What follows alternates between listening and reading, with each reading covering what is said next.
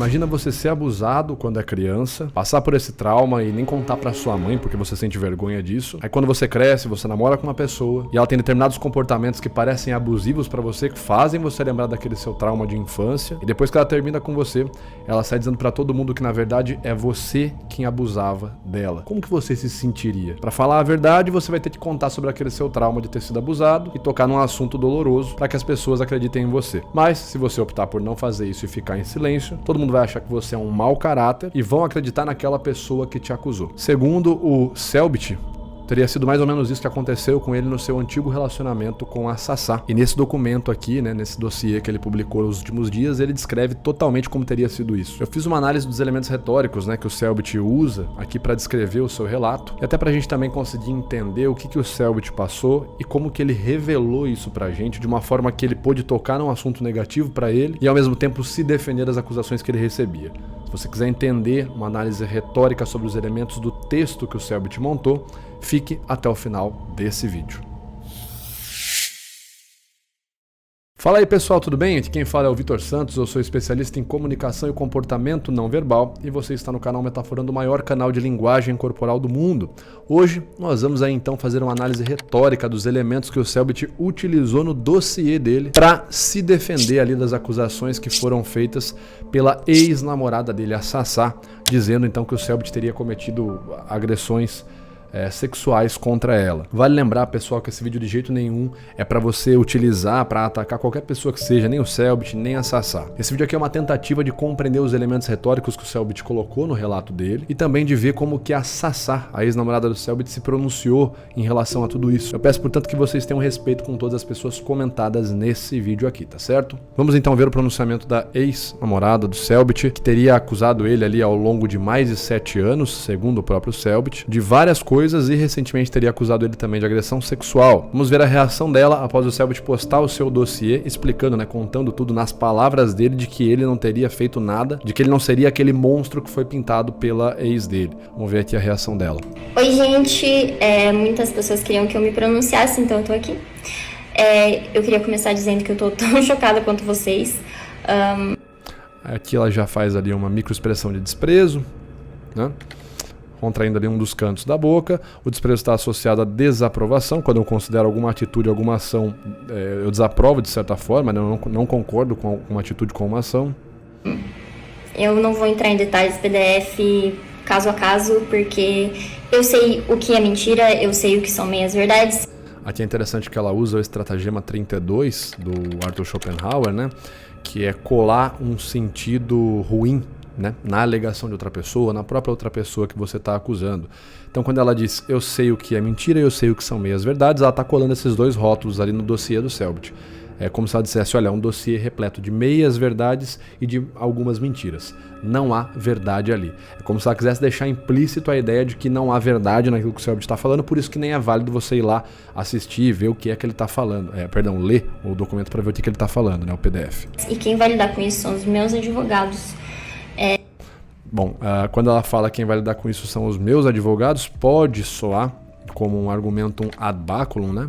O ad baculum é quando eu tento promover a aceitação do meu ponto de vista mediante a ideia de uma ameaça, como se eu deixasse implícito que algo ruim vai acontecer com a pessoa que está discordando de mim. Tipo, olha, é aquela coisa quando eu tinha pequena, a mãe fala assim, olha, menino, se você não fizer o que eu tô mandando, eu vou pegar esse chinelo aqui, eu vou pegar essa cinta, não sei o que, você vai ficar de castigo, você vai ficar sem videogame. Então é como se eu estivesse deixando claro o meu ponto, né? Querendo ser acreditado por meio de um clima, né? Como se fosse uma ameaça. Então quando ela diz ali, meus advogados vão lidar com isso, pode parecer como se ela estivesse dizendo assim, olha, ele disse tudo isso sobre mim, seguinte, eu provavelmente vou te processar. Então pode parecer ali um argumento ad baculum, né? O efeito que sai é um pouco disso. Eu sempre fui contra linchamento, principalmente quando envolvia as mulheres ao redor do dito cujo, e eu fui bem vocal sobre isso. Essa questão é verdade mesmo, ela sempre se pronunciou dizendo para não xingarem, né, não praticarem linchamento com as meninas próximas do Selbit, as que tinham se relacionado com ele. Essa situação toda aí... Outra microexpressão de desprezo, né? Expor tudo sempre deu muito ruim pra mim, desde o começo sempre foi muito... essa situação toda de expor tudo, né? Ela não fala que, olha, tudo que tem ali é mentira ou ali não tem nenhuma verdade. Ela fala, olha, expor tudo. Ela já pode ser considerada um possível ato falho, né? Porque se não fosse verdade, não haveria o que expor. Não pode ser considerado um possível ato falho. Se bem que ela já deu uma valoração no Estratagema 32 agora há pouco, quando ela fala é só meia verdade e mentira. Prejudicial para mim. Então, por isso que eu acho que eu não quero mais me expor publicamente. Quem vai lidar com isso não é a justiça da internet, é a justiça mesmo. E eu... Uma microexpressão de medo, né? E contraindo aqui a lateral do canto dos lábios, né? E... não tive medo antes, não vou ter medo agora. E eu tô muito bem. Não tive medo antes, não vou ter medo agora. Tá sinalizando de alguma forma implícita que o Selbit é uma figura... que gera estímulos de medo. Então, olha, ele pode até ser um monstro, mas eu não tive medo antes, eu não vou ter medo agora. Então, também um pouco de rotulação ali. Amparada. Valeu. É isso, um pronunciamento bem simples, bem objetivo. Não entra no mérito de falar do PDF ponto a ponto, até porque eu entendo que ela já falou muito sobre o Selbit ao longo dos anos. É isso aí, não entra no mérito de refutar ponto a ponto o que foi falado. Okay? Bom, e o ponto é que essa ex do Selbit, né, a Sassá, segundo ele, após o término deles, por cerca de 7 anos mais ou menos, ela ficou falando sobre o Selbit nas redes sociais e falando sobre o relacionamento deles de maneira negativa, expondo o Selbit várias vezes, e ele então, na última semana, teria recebido uma última acusação dela, onde ela dizia que ele teria praticado agressão sexual contra ela, e o Selbit decide fazer uma resposta, né? Ele coloca assim, minha resposta 7 anos depois, e faz um PDF ali de mais ou menos 20 páginas, explicando tudo que ele viveu, né? Nas palavras dele, segundo ele, como que foi, o que aconteceu de verdade nesse relacionamento aí. Gerou uma grande repercussão na internet. Antes da gente entrar no mérito de fazer aqui uma análise propriamente dita, né, desse dossiê, comentar um pouquinho também sobre quais elementos retóricos, né, o Selbit acaba utilizando ali no dossiê dele. Antes de entrar nisso, vale a pena falar o seguinte, umas pessoas perguntaram assim pra mim, Vitor, ele tem culpa no cartório, né, porque se ele quisesse ser autêntico, original mesmo, ele ia fazer um vídeo. Por que o cara escreveu? Se o cara escreveu, quer dizer que ele não quer gaguejar, não quer demonstrar que tá mentindo, etc e tal. Cara, esse pensamento não faz muito sentido, tá? Primeiramente porque tem muito tema sensível, abusos, enfim, nas palavras do próprio Selbit, né? E quando você vai fazer um vídeo sobre algo muito sensível, muito impactante emocionalmente pra você, corre o risco de você não conseguir falar sobre aquele assunto, né? Você travar, você gaguejar, você ter um surto, uma crise de ansiedade ali querendo falar sobre algo e não conseguir informar as pessoas daquilo que você quer. Também tem o fato que o texto possibilita a reflexão direcionada para a busca da verdade, né? Se eu quero falar sobre algo de maneira mais objetiva e não me perder em devaneios, em assuntos paralelos, é muito mais provável que eu consiga isso escrevendo um texto.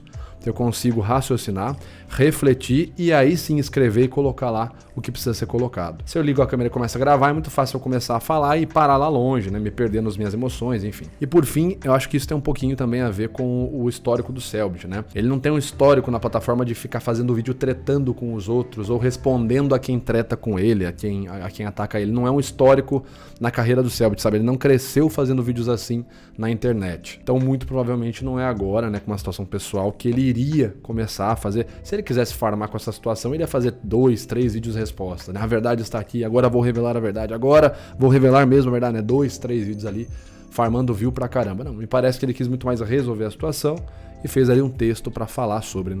Não vejo essa questão que vocês perguntaram, ele deve estar querendo manipular, por isso que ele fez em texto. Não me parece muito o caso. Dito isso, então, vamos entrar no mérito de analisar o texto do Selbit propriamente dito, tá certo? A gente tem aqui o texto original do Selbit, o PDF, a gente vai lendo ele, eu fiz algumas anotações, vou comentar um pouquinho sobre os elementos retóricos que o Selbit escolheu, tá? Lembrando que a retórica é a arte do convencimento, é como que eu convenço as pessoas do meu argumento. Vitor, o Selbit tá apenas falando a verdade, ele não tá tentando convencer ninguém. Errado. Qualquer pessoa que vai relatar algo, ela tá tentando gerar um convencimento, mesmo se ou até quando ela está dizendo a verdade, tá certo? Isso quem vai falar pra gente é Aristóteles, né? Mais de 2000 anos atrás ele vai dizer o seguinte, até as pessoas que vão dizer a verdade, né, que estão ali em prol da justiça, em prol da verdade, precisam fazer isso de uma forma convincente, senão elas correm o risco de serem desacreditadas e aqueles que estão falando a mentira, que estão pregando a injustiça, se tiverem uma boa lábia, conseguem convencer os outros. Então, mesmo quem está falando a verdade, se for realmente esse o caso do Selbit, se tudo que ele está falando aqui é verdade, ainda assim, ele pode estar falando de uma forma a querer convencer os outros. É isso que a gente vai analisar, né? O que tem de elemento retórico aqui no discurso dele. Lembrando que isso não é um julgamento de valores. Eu não vou falar que se o Selbit fez um negócio bom, ruim, se ele foi éticos, não tem nada disso. É uma análise técnica de elementos retóricos, tá certo? Então, vamos lá. Né? Eu vou ler alguns momentos importantes aqui do texto, alguns momentos-chave. Ele começa dizendo o seguinte: minha resposta 7 anos depois. 7 anos atrás eu estive num relacionamento com uma pessoa que mentiu compulsivamente, me traiu, me enganou e tentou arruinar minha vida até hoje, mesmo eu sempre tendo ficado em silêncio. Essa semana ela me acusou de agressão sexual. É completamente mentira. É hora de finalmente contar tudo o que eu vivi. Aí ele coloca uma figura, né, um print de uma conversa de WhatsApp, onde ele estaria conversando com a ex dele e ela estaria dizendo o seguinte pra ele, né? Não tem jeito normal de eu perguntar sobre, eu só tô curiosa, mas você é assexual mesmo ou era outro rolê? Aí ele responde, de não gostar de sexo? Sou.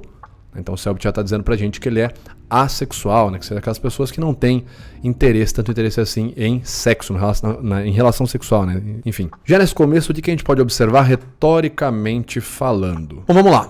Esse começo que ele fala 7 anos atrás, eu tava num relacionamento, etc e tal. Ele tá contando pra gente que uma pessoa mentiu pra ele, tanto que eu circulei ele em amarelo, traiu, enganou, tá certo? Então foquem, ele tá dizendo, olha, eu estive num relacionamento com uma pessoa, essa pessoa mentiu, traiu, enganou. Se a gente lê apenas o que tá em amarelo. Quando eu estou falando sobre algo que de certa forma tira a credibilidade da figura daquela pessoa, né? Ou seja, eu tiro a credibilidade moral dela, coloco ela como uma pessoa imoral, por qualquer motivo que seja, eu estou ali reduzindo o ethos dela. O ethos é um dos 3 pilares retóricos, né? Segundo Aristóteles, ethos, patos e logos. Quando eu estou falando, olha, aquela pessoa traiu, ela enganou, ela mentiu, ela fez, etc e tal, eu estou dizendo que o ethos, a imagem dela, né? O ethos é a imagem do orador, a credibilidade do orador. Aquela pessoa não tem credibilidade moral, não tem credibilidade ética, tá certo? Então, é o que a gente pode dizer de uma redução do ethos. É assim que o Selbit começa. Ele está ali reduzindo o ethos da pessoa. Logo em seguida ele fala, né? Depois que ele fala tudo isso, essa pessoa que eu estive no relacionamento que mentiu, que me traiu, que me enganou, que tentou arruinar minha vida, tal. Essa semana ela me acusou. Então, é como se ele dissesse assim, ó, sabe essa pessoa que eu falei que mentiu, que traiu, que enganou, que tentou arruinar minha vida? Então, ela, essa semana, disse que eu agredi ela sexualmente. Então, o Selbit vai lá, reduz o ethos dela, aí ele pega esse ethos aqui reduzido, e fala, então, foi essa pessoa aqui. É como se eu já começasse relatando, né, contextualizando para você o que aconteceu, mas já descredibilizando quem é essa pessoa. Então, ao invés de eu virar para você e falar assim, olha, pessoal, essa semana eu fui acusado de ter agredido sexualmente uma pessoa. Se eu começo assim, pode soar um pouco perigoso, né, um pouco desfavorável a mim. Agora, se eu começo dizendo, pessoal, essa pessoa aqui, no passado, ela mentiu, ela me traiu, ela me enganou, ela tentou me arruinar, ela me causou traumas. E essa pessoa que eu acabei de descrever pra vocês, foi ela que me acusou de agressão sexual agora. Tá vendo como você já começa a ficar muito mais do meu lado desde o começo desse meu relato? Se eu primeiro reduzo o ethos do outro e aí introduzo o contexto, introduzo a explicação, na verdade, não o contexto. Introduzo a explicação do que aconteceu. Se eu explico primeiro quem foi que participou da situação e depois explico o que essa pessoa fez. Então ele vai lá, reduz o ethos. Essa semana, essa pessoa que eu reduzi o ethos foi ela que me acusou de agressão sexual. É completamente mentira. Então, quando ele fala isso, fica muito mais fácil a gente acreditar nele, já de começo, porque ele já reduziu o ethos dela na narrativa. E todo esse começo aqui, pessoal, até grifei aqui em laranja, né?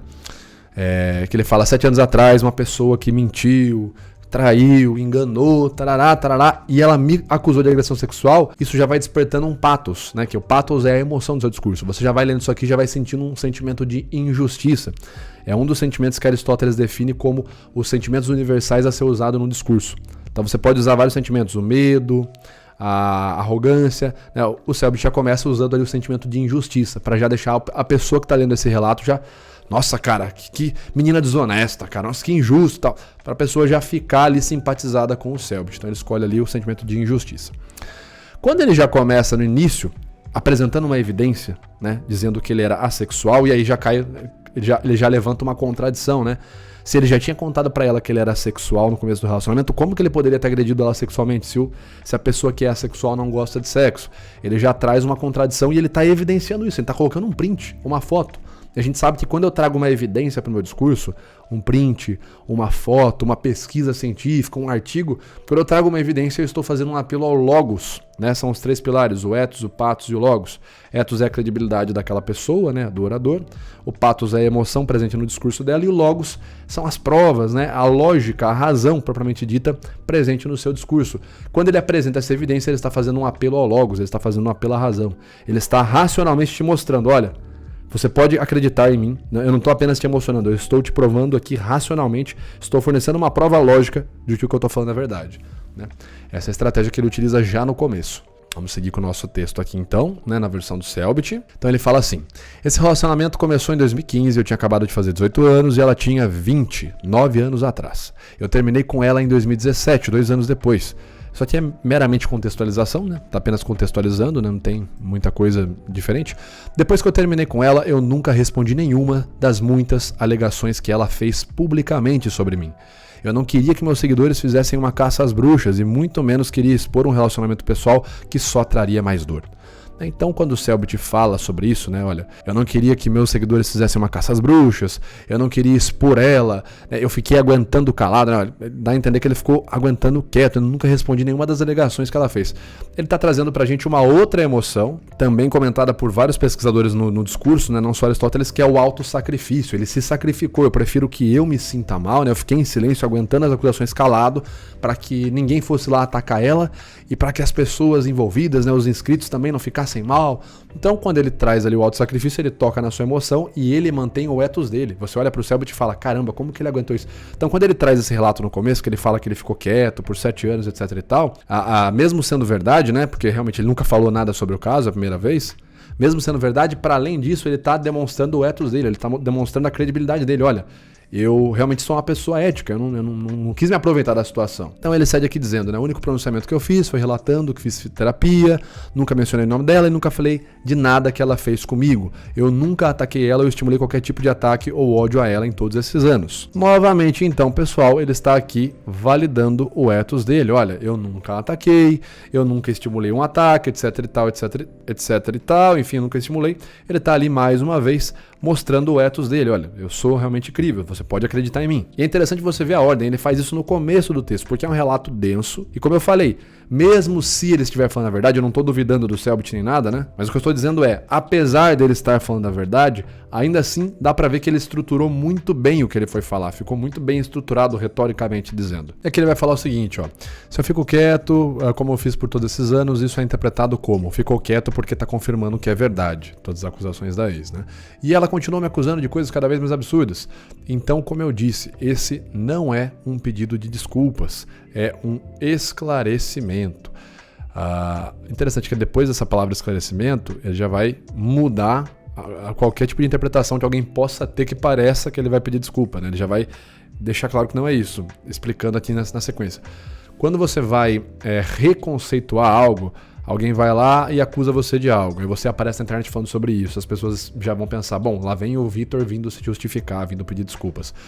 Quando você vai lá e fala, pessoal, isso aqui não é pedido de desculpa não, tá? Eu tô explicando. Isso que o Selbit tá fazendo chama-se de conceituação, né? É muito importante quando você vai provar algo, você conceituar para demarcar os limites do que você está falando, né? Isso, inclusive, evita que as pessoas façam um argumento, uma falácia de espantalho contra você. Então, se ele vem e fala de qualquer jeito e não deixa claro, né? Não delimita, não demarca que o que ele está fazendo é um esclarecimento e não um pedido de desculpa, as pessoas podem atacar ele. Ué, quem é que pede desculpa atacando a ex? Isso não é um pedido de desculpa honesto, não sei o que. Então ele já demarcou ali, já esclareceu. É uma das coisas que eu fiz naquele meu vídeo gigante de mais de 2 horas de resposta, né? Quando eu vou lá e demarco que o metaforando que a galera ataca na internet, muitas vezes o pessoal que fala de pseudociência não é o metaforando, não sou eu, né? É um espantalho que eles criaram, né? Vou dar um exemplo. Tem uma frase jargão chiclete que ficou da galera que me ataca, né? Que é assim, o metaforando é o cara que diz que dá para detectar mentira pela expressão facial. Como teve um artigo lá que mostrou que não dá, metaforando refutado logo pseudociência. Aí eu vou lá e falo assim, olha, eu demarco, né? Eu sempre demarcava nos vídeos antes, mas claro que isso não funcionou muito bem, né? Quem quer atacar vai atacar sempre. Mas aí eu sempre passei a demarcar ainda mais. Falei, olha pessoal, lembrando que eu nunca falei que dá para detectar detectar mentira por expressão facial e nem por qualquer sinal, né? Pelo contrário, no meu primeiro vídeo sobre o tema, né, sobre análise da desonestidade, eu falo que não tem um único sinal, cientificamente falando, que dê para você utilizar para detectar mentira. A expressão facial, o movimento ocular, eu falo que isso aí, não, cientificamente falando, não existe para detectar mentira. Eu falo isso lá em 2017, no meu primeiro vídeo sobre o tema. Por que eu falei no começo do vídeo que não existe detector de mentiras humano? Simples, porque não existe músculo da mentira. Não existe músculo da mentira. Se a pessoa comprimiu a boca, mentiu. Se a pessoa olhou pro lado direito, pra cima, ela tá fabricando, não existe isso, cara. Não tem estudo científico nenhum que comprove essa teoria de que se você olhar pra um lado ou se você olhar pro outro, você tá mentindo ou você tá falando a verdade. Não existe músculo da mentira.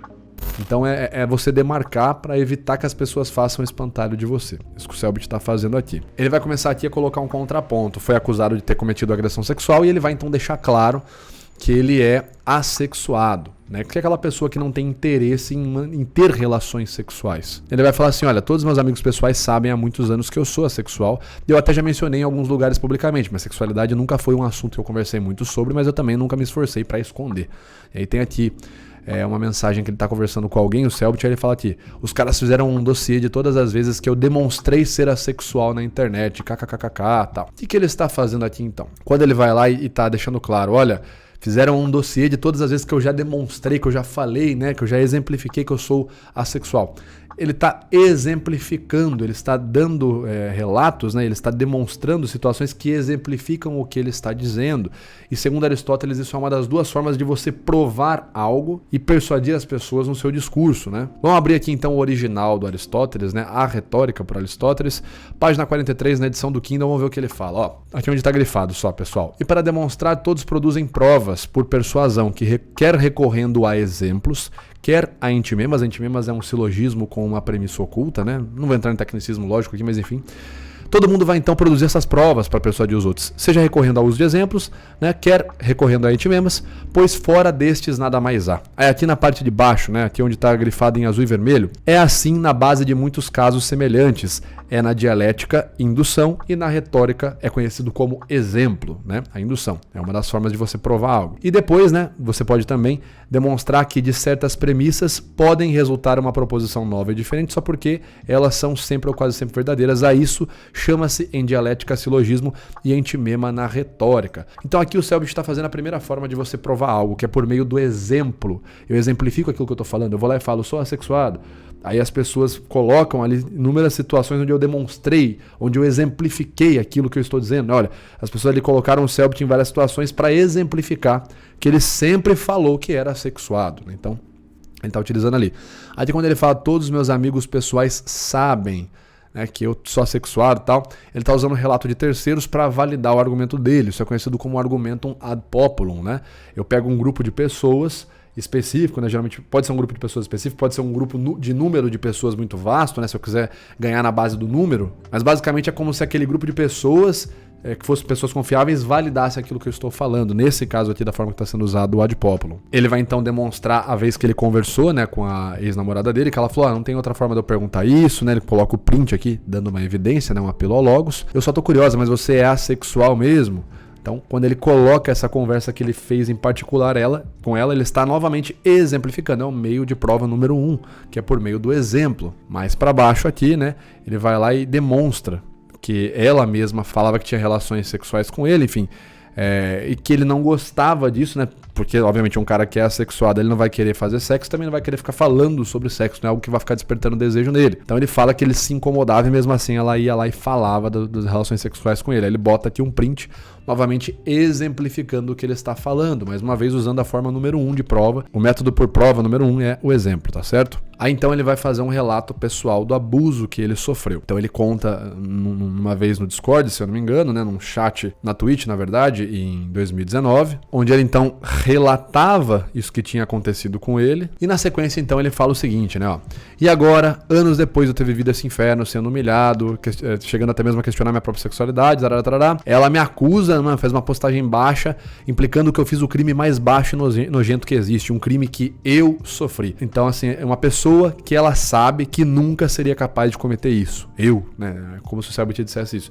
Quando o Selbit faz esse tipo aqui de estratégia, quando ele vai lá e coloca pra gente assim, olha, eu sou assexuado. É verdade que eu já falei isso várias vezes. É verdade que meus amigos sabem isso. É verdade que eu sofri um abuso sexual. Logo, é improvável eu cometer um crime sexual, né? Quando ele faz essa sequência, né? A gente pode dizer que ele está fazendo um silogismo, ou seja, por meio de premissas que a pessoa vai tecendo, assumindo que essas premissas sejam verdadeiras, ele vai providenciar uma conclusão verdadeira. Então, quando ele surge com a conclusão, eu não fiz isso que ela está me acusando, da forma que ele fez, né? Apresentando primeiro uma premissa, olha... eu convivi com essa pessoa, ela mentiu, ela fez isso, eu era sexuado, vários amigos já sabiam, eu já tinha falado várias vezes, eu tinha sofrido um abuso, ela sabia. Quando ele vem uma série de premissas e emite essa conclusão, eu não teria como ter cometido o crime sexual contra ela, o que ele está fazendo então é a forma de provar algo no discurso número 2, é o método número 2 de prova, que é o silogismo. Várias premissas, assumindo que elas sejam verdadeiras, que providenciam uma conclusão também verdadeira. Então ele surge aqui fazendo essa segunda prova. Pessoal, eu não vou entrar muito no mérito de falar sobre o relato, se é verdade, se não é, enfim, acho que não tem nem espaço para isso. Eu só queria mostrar para vocês como que o Selbit... Pessoal, eu não vou ficar entrando no mérito de falar se o relato é verdade, se não é, enfim, nada disso. Eu só queria mostrar para vocês como que o Selbit organizou tudo o que ele ia falar, né, de uma forma que... Se é verdade ou se não é, eu não tô aqui para falar isso, mas apesar de, vamos dizer, se for verdade, apesar de ser verdade, como que ele estruturou isso de uma forma que facilita com que as pessoas entendam e concordem, né, e acreditem nele. É uma forma muito bem estruturada, retoricamente dizendo. Eu não estou entrando no mérito de fazer um juízo pessoal do Selbit e nem falar do texto, até porque, não sei se vocês sabem, eu não sou amigo pessoal do Selbit. Eu gravei com ele acho que uma ou duas vezes, já conversei com ele uma ou duas vezes, mas eu não sou amigo pessoal do Selbit, né? Tanto que quando começou meu cancelamento na internet, o Selbit não saiu falando em meu favor, então, em minha defesa, eu não sou amigo pessoal do Selbit. Eu tenho um apreço por ele como profissional, pela qualidade dele. Não tenho nenhuma relação pessoal com ele, né? Já gravei algumas vezes, não tenho nada contra ele, gosto dele, mas não sou amigo pessoal. Então, realmente, isso aqui é uma análise imparcial sobre os elementos retóricos que foram utilizados. Tá certo, pessoal? Espero, então, aí que tenha ficado compreendido. A gente usou como referência o tomo 1, tá certo? Do Retórica, de Aristóteles, o original, na versão Kindle, obviamente, não na versão em grego, né? Mas, enfim, na versão traduzida, mas baseada no original ali. E é isso, pessoal. Espero que vocês tenham gostado. Um vídeo um pouco mais diferente, né? Analisando ali um relato. Deixem nos comentários o que vocês acharam. Comentem quais próximas situações vocês querem ver sendo analisadas e comentadas por aqui. Um abraço. Vou ficando por aqui. Até mais. Até o próximo vídeo. Valeu!